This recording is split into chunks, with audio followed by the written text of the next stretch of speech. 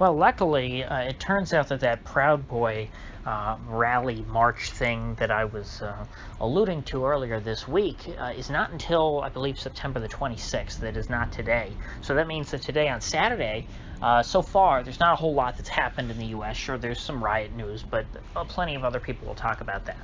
I don't need to. So I can actually take the time now to discuss this whole recent, flare-up in tensions between Greece and Turkey, which is a really interesting story that I just really haven't had much of an opportunity to look into because of all the fireworks that have been going off, in my own country. Obviously, if the United States is about to melt down, I'm not going to be too concerned about, the ancient hatreds between the Greeks and the Turks. But I have been keeping an eye on it somewhat and been watching. The basic story is that the Turks are sending around these ships to do some oil exploration in the Mediterranean Sea, and the Greeks are not happy with this because they feel like the Turks are looking for, well, I guess not just oil, but probably also natural gas in their territorial waters. And I guess they're claiming a certain, a certain radius around each island, which is normal. There's always, I forget what it is in the U.S., but countries typically will control, as a matter of law, the waters around the landmass of their country. And those are called their territorial waters. And beyond that point, those are international waters, which are not governed by those countries, and so therefore the resources in international waters are just sort of up for open exploration. Well, Turkey is basically saying that Greece is claiming too big of a radius around their islands because, of course, Greece has all of these islands in the Mediterranean, and so therefore they're just sort of peppered in there, and by setting the radius the way that they did, they can essentially claim that much of the Mediterranean Sea is within their territory, and therefore they're the only ones who can explore for natural resources there. The Turks don't like this. The Turks want to just take the oil. They feel like they should be able to do, what they want with these waters. And so it's kind of similar, I guess you could say, to the ongoing sort of conflict around the South China Sea, to where China claims that the South China Sea, because, it has China in the name, should be a part of China, and all these other countries say, no, those are our territorial waters, and China's building these little islands so that they can claim, not only the island, but all of the, the territorial waters around that island to be a part of China. And so therefore, if they build enough islands, all of the South China Sea will be a part of China. It's kind of a similar thing going on here with Greece, except they're not building islands, they already have these islands. So Turkey's not happy. They've been saying some things that are that would be considered very politically incorrect if you said them in the context of American politics. Essentially, Erdogan just made a not even veiled reference to the Armenian genocide, and basically saying, hey, I hope that things go better for the Greeks this time because, 100 years ago, when the Greeks tried to take us on, it didn't work out too well for them. Erdogan says the last time that their kind took us on, we either buried them in the ground or threw them into the sea.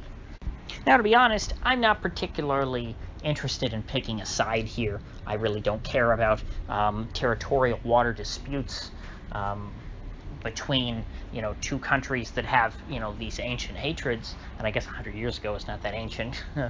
Obviously they have problems going back even further since, the Greeks, I'm sure, did not enjoy being subjects of the Ottoman Empire for hundreds of years. But I really am not concerned about that. I'm more concerned about what's going on at present. And if you look at it, these are two NATO allies, Greece and Turkey. NATO is increasingly relevant in the world. It is an archaic institution. It is an anachronism. It is something that should have ceased to exist in 1991 when its raison d'etre, the Soviet Union, ceased to exist. And yet NATO marches on, even though there are two countries that are, both within NATO who are on the brink of going to war with one another. And the question then becomes, if, let's say, Turkey attacks Greece, would the rest of NATO then have to, under, what is it, Article 3? I can't remember, whatever the mutual defense thing is in NATO, under the terms of the NATO treaty, would everyone then have to band together to fight another NATO ally, Turkey? And again, I guess you could also say that Greece fires the first shot. But the way the NATO treaty works is that whoever the aggressor is cannot claim the protection of the NATO treaty. They can't call in all the other NATO allies for help. Whoever is claiming or trying to invoke the NATO treaty, they have to be attacked first. And so what if there's a situation where it's unclear who fires the first shot? What if there's some kind of border skirmish between Turkey and Greece, because there are these these big tensions right now? What if Greek soldiers and Turkish soldiers are staring at each other across the border, and somebody has an itchy trigger finger, and we don't know who fired first? Which side then does NATO come down on? Who's the aggressor, and who is the attacked? Would it be possible for NATO to stand by and just watch one of its members be decimated? Or I guess two, if you think that maybe they're a little bit more of an even match, and both the Greeks and the Turks could do a lot of damage on to one another. Although if I had to guess, I would say that in an even fight between the two, the Turks would probably come out on top. The Turks have a pretty powerful military relative to most countries, relative to certainly most of NATO other than the US. Now the big news today is that the Turks are in fact mounting troops at the border with Greece. They sent something like 40 tanks to the border, and the border between Greece and Turkey is not very long, from what I understand, the actual land border. Some of you may remember that after World War I and the partitioning of the Ottoman Empire, Turkey retained just a small bit of territory across the Bosporus, in Europe, after the declaration of the new Turkish Republic, and so they do not have a very big border. It's just essentially, that little chunk west of Constantinople. And so things do not seem to be calming down. I imagine that the Greeks now will have to respond in kind to some extent. Now people are saying that what Erdogan's trying to do here by sending troops to the border, even though the Turks are saying this was pre-planned, and that this is just a normal deployment, we move troops around all the time. It seems pretty fishy to me. I would not be surprised, or in fact I'd be surprised if this wasn't the case, that the Turks are moving these troops to the border to just sort of puff their chests out at the Greeks, and the hope then would be that the Greeks would back down, i.e. the Turks could avoid any sort of hot conflict and achieve their goal of getting the Greeks to concede those territorial waters that they previously have claimed. But that doesn't seem to be working based on how the Greeks have been responding so far. The Greeks seem to be pretty strong in their response, or at least indignant, you could say. Apparently the NATO Secretary General Jens Stoltenberg was going to broker some kind of mediation between Greece and Turkey. He came out and announced that there was going to be some talks to de-escalate the tensions. And that's pretty big when you've got two NATO allies that are so close to war that the Secretary General of NATO feels he has to come out and mediate to try and bring the tensions down. Well, after Stoltenberg came out and made this announcement, the Greeks said, "Oh no, we're not going to be part of any talks with Turkey. We're not talking to those Turks." And that, to me, shows that this is pretty serious. It's not like Stoltenberg would just come out and say that for no reason. I think that there actually probably was something in the works. And the fact that they would just sort of hang him out to dry like that would seem to suggest that the Greeks are pretty serious about holding on to their position here. It would appear that this is a hill that the Greeks are willing to die on.